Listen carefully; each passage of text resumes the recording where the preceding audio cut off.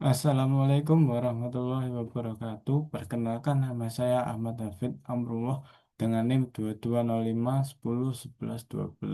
Di sini saya akan mengerjakan tugas presentasi keamanan data dengan dosen pengampu Pak Andrea. Di sini saya mengambil analisis insiden keamanan data. Studi kasusnya serangan ransomware pada Pusat Data Nasional atau PDNS 2024.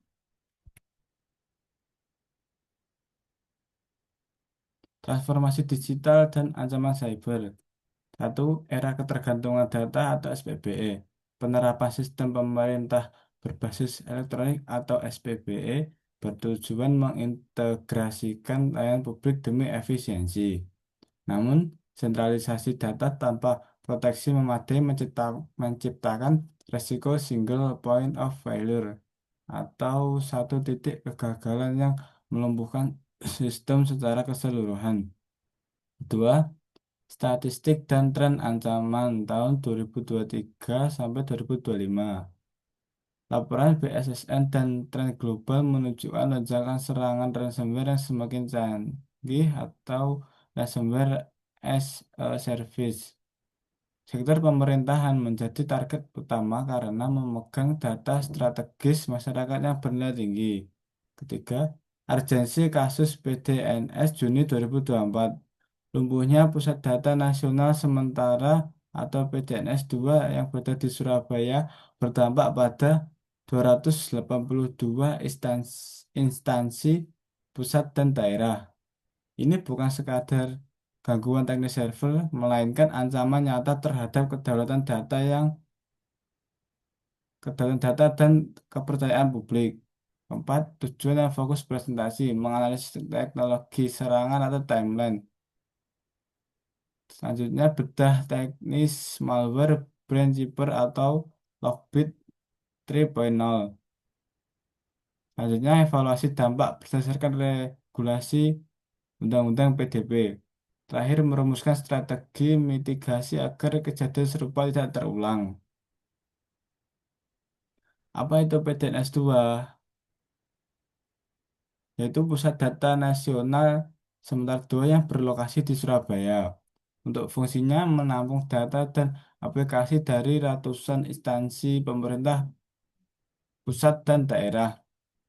Insiden yang terjadi yaitu serangan ransomware pada tanggal 20 Juni 2024.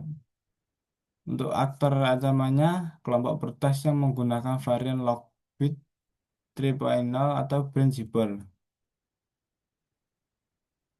Garis waktu serangan dimulai dari Juni sampai Juli 2024. Pertama, 17 Juni 2024, deteksi awal upaya penonaktifan fitur keamanan atau Windows Defender pada pukul 23.15 waktu Indonesia Barat. Kedua, 20 Juni 2024, serangan masif terjadi, sistem terenkripsi, layanan imigrasi di bandara lumpuh total.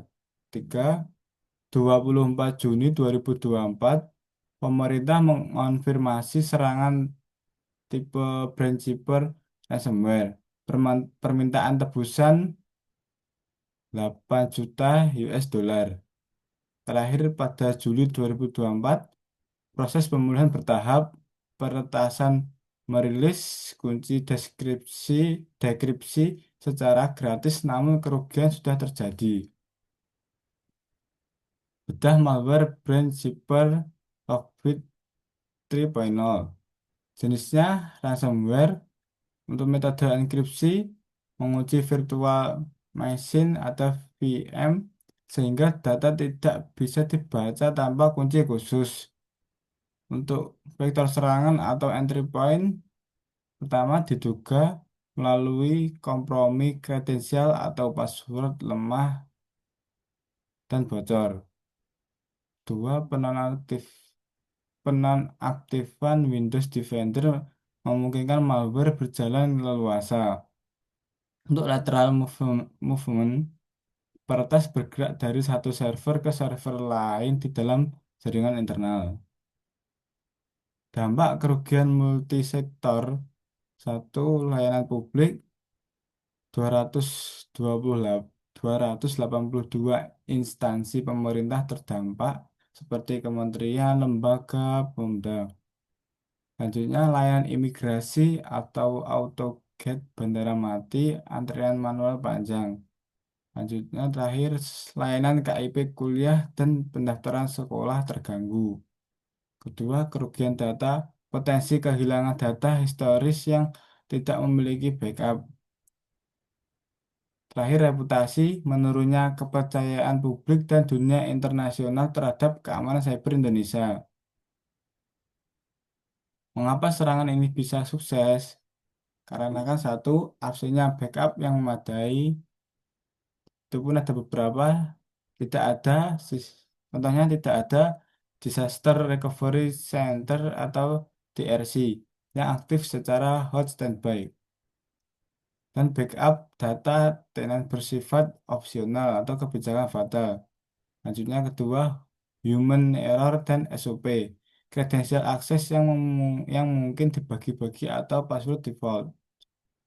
Dan kurangnya monitoring aktif 24/7 atau Security Operation Center atau SOC. Terakhir, single point of failure yaitu terlalu bergantung pada satu fasilitas tanpa redundansi yang kuat. Perspektif hukum Undang-Undang Nomor 27 Tahun 2022 atau PDB. Satu, posisi pemerintah sebagai pengendali data pribadi. Dua, kewajiban Pasal 35, pengendali data wajib melakukan perlindungan dan memastikan keamanan data. Tiga, kewajiban pada pasal 39, wajib mencegah akses tidak sah. Terakhir, kegagalan insiden ini menunjukkan belum optimalnya kepatuhan terhadap amanat UU PDP dalam melindungi data warga negara. Langkah perbaikan dan pencegahan masa depan, pertama penerapan Zero Trust Architecture, yaitu Never Trust, Always Verify. Batasi akses sekecil mungkin. Selanjutnya, strategi backup wajib mewajibkan backup berkala dan terpisah atau offline backup atau immutable backup untuk anti ransomware. Tiga, penguatan SOC atau Security Operation Center, yaitu monitoring real time 24/7 untuk mendeteksi anomali sejak dini. Selanjutnya, audit berkala, penetration testing rutin untuk mencari celah keamanan. Terakhir, peningkatan SDM, edukasi cyber security awareness bagi pengelola data. Penutup dan kesimpulan, keamanan data adalah fondasi transformasi digital. Pada kasus PDNS mengajarkan bahwa teknologi canggih tanpa SOP atau backup dan security policy yang kuat akan sia-sia. Diperlukan kolaborasi antara teknologi, regulasi, dan SDM untuk mencegah insiden serupa. Terakhir, closing statement. Keamanan cyber bukan biaya, tapi investasi. Berikut beberapa referensi yang saya ambil untuk menempuh mata kuliah keamanan data kali ini. Sekian, terima kasih. Kurang lebihnya mohon maaf. Wassalamualaikum warahmatullahi wabarakatuh.